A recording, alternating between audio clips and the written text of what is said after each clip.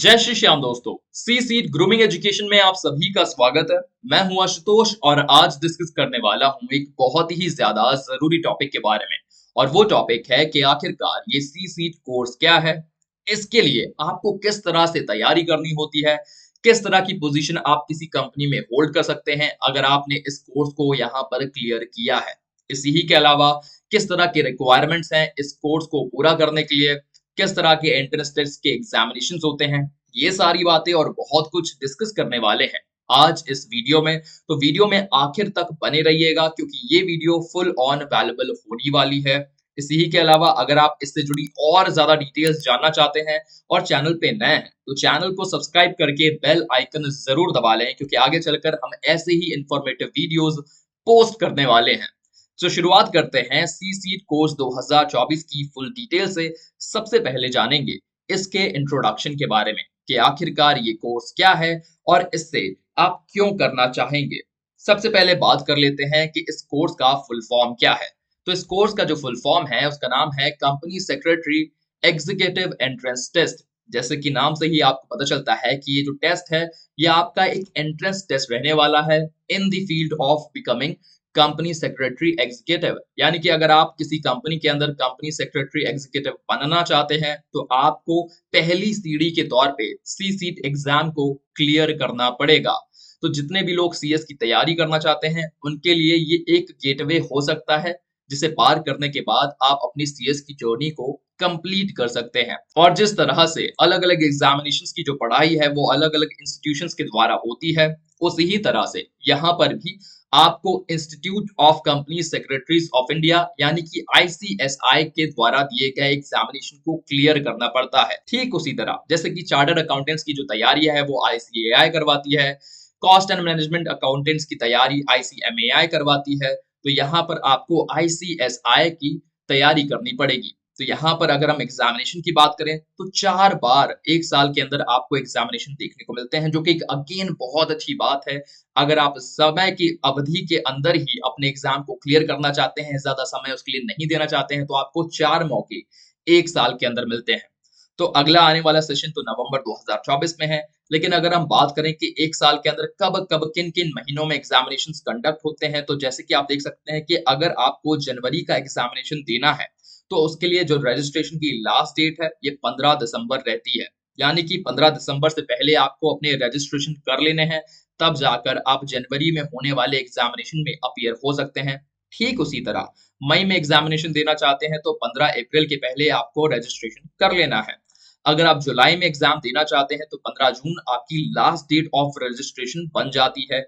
वहीं नवंबर के एग्जामिनेशन के लिए जो डेट है वो 15 अक्टूबर की तय करी गई है। तो जैसे कि हमने बताया कि ये एक ऐसा एग्जामिनेशन है जिसको पार करने के बाद आप अपनी सीएस की जर्नी पूरी कर सकते हैं। और एक सीएस की जो जिम्मेदारी है वो एक कंपनी के अंदर इन हाउस लीगल एडवाइजर के तौर पे काम करने की होती है, जहां पर लीगल एडवाइजरी की जिम्मेदारी सीएस के कांधों पर डाल दी जाती है। तो आई होप आप इस कोर्स से काफी वाकिफ हो चुके होंगे और इसके लिए धीरे धीरे अंडरस्टैंड करने के लिए तैयार हैं कि आगे हमें किन किन एलिजिबिलिटी क्राइटेरियाज का फॉलो ऑन करना पड़ेगा जिससे हम समझ सकेंगे कि हमें किन किन रास्तों को पार करके अपनी आईसीएसआई के एग्जाम को क्लियर करना है। पहले बात कर लेते हैं एलिजिबिलिटी क्राइटेरिया की। तो इस एग्जाम को क्लियर करने के लिए आपको कोई बहुत ज्यादा एग्जॉस्टिव एलिजिबिलिटी क्राइटेरिया फॉलो नहीं करना पड़ता है। बहुत ही मिनिमम क्राइटेरिया है। जैसे कि आपकी जो एज है मिनिमम 17 साल की होनी चाहिए। अगर आप 17 साल के हैं तो आप इस एग्जाम में अपीयर हो सकते हैं। इसी ही के अलावा आपकी जो एजुकेशनल बैकग्राउंड है वो मिनिमम क्लास 12th कंप्लीट होनी चाहिए। यानी कि अगर आपने क्लास 12th पास किया हुआ है और आपकी उम्र 17 साल है तो आप इस एग्जामिनेशन के फॉर्म भरने के लिए एलिजिबल हो जाते हैं। इसी ही के अलावा आपको कुछ एग्जेम्पशंस भी मिलते हैं जिससे आपको ये एलिजिबिलिटी क्राइटेरिया भी पूरा हो जाता है। साथ ही में आपको एंट्रेंस टेस्ट भी देने की जरूरत नहीं पड़ती है। वो क्या है उसके बारे में भी बात कर लेते हैं।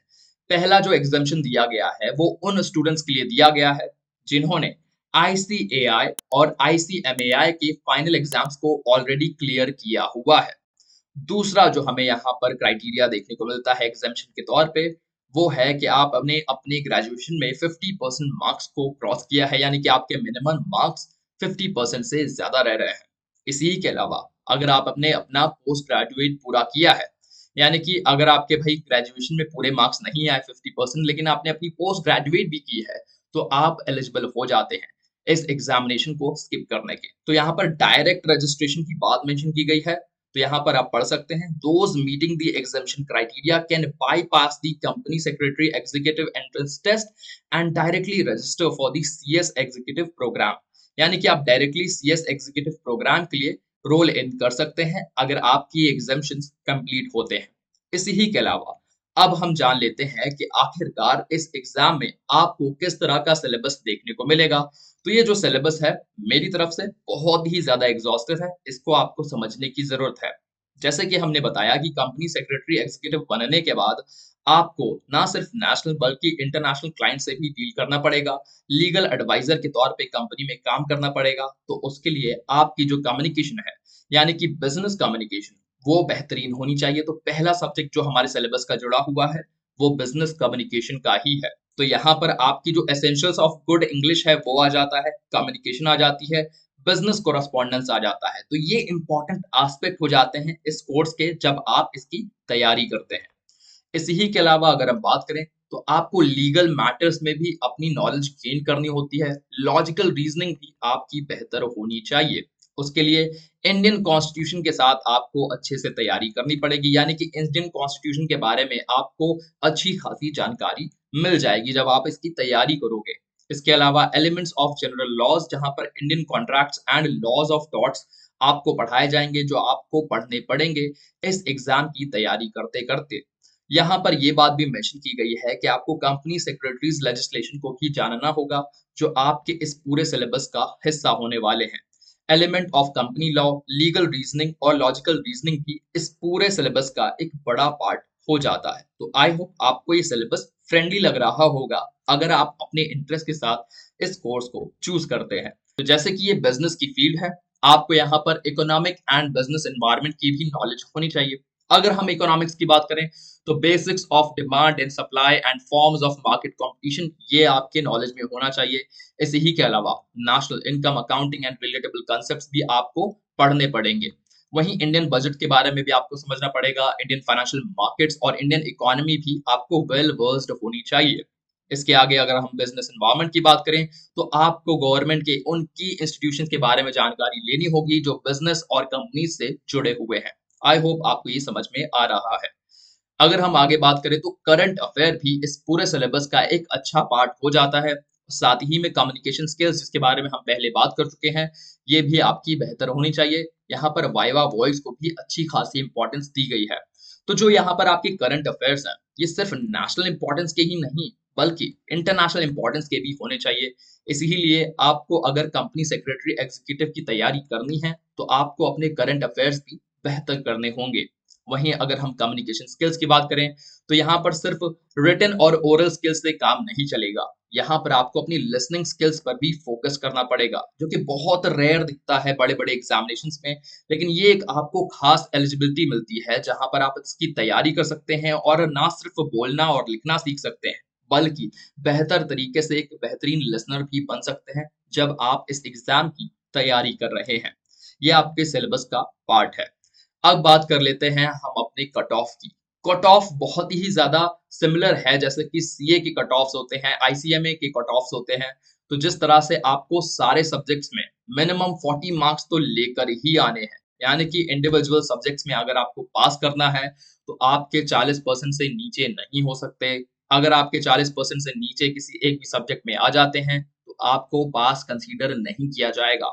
वहीं पर अगर आप पूरे एग्जामिनेशन को पास करना चाहते हैं तो ओवरऑल आपके जितने भी मार्क्स हैं उनका एग्रीगेट 50% तो होना ही होना चाहिए, यानी कि 50% एग्रीगेटिंग ऑल दी पेपर्स आपके मार्क्स होने चाहिए।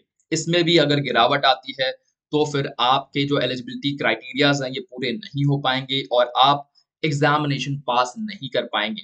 इसके अलावा एक सख्त निर्देश दिया जाता है आईसीएसआई के द्वारा, और वो ये है कि कैंडिडेट को एब्सेंट नहीं होना है किसी भी एग्जामिनेशन में। ऐसा नहीं हो सकता कि आपके एग्रीगेट मार्क्स तो 50% आ रहे हैं लेकिन आप किसी एक एग्जाम में एब्सेंट हो गए किन्हीं कारणों की वजह से, तो भी आपको यहाँ पर पास कंसीडर नहीं किया जा सकता है, क्योंकि आपको सभी पेपर्स को पास करके एग्रीगेट मार्क्स मिनिमम 50% गेन करने हैं। आई होप आपको समझ में आया होगा कि किस तरह से सी सीट कोर्स 2024 की आपको तैयारी करनी है, क्या क्या एलिजिबिलिटी क्राइटेरिया है, क्या क्या नॉर्म्स हैं, क्या क्या एग्जामिनेशन के पैटर्न्स हैं, वो समझ में आया होगा। अगर वो आपको समझ में आया, वीडियो पसंद आया तो इसे लाइक कर दें, तो ज्यादा से ज्यादा उन दोस्तों तक जरूर शेयर करें जो सी सीट 2024 या उसके आगे तैयारी करना चाहते हैं, क्योंकि ये एक बेस है जो आपको समझना बहुत ही ज्यादा जरूरी हो जाता है। मिलेंगे अगली वीडियो में, तब तक के लिए शुक्रिया, गुड बाय, टाटा, जय श्री श्याम।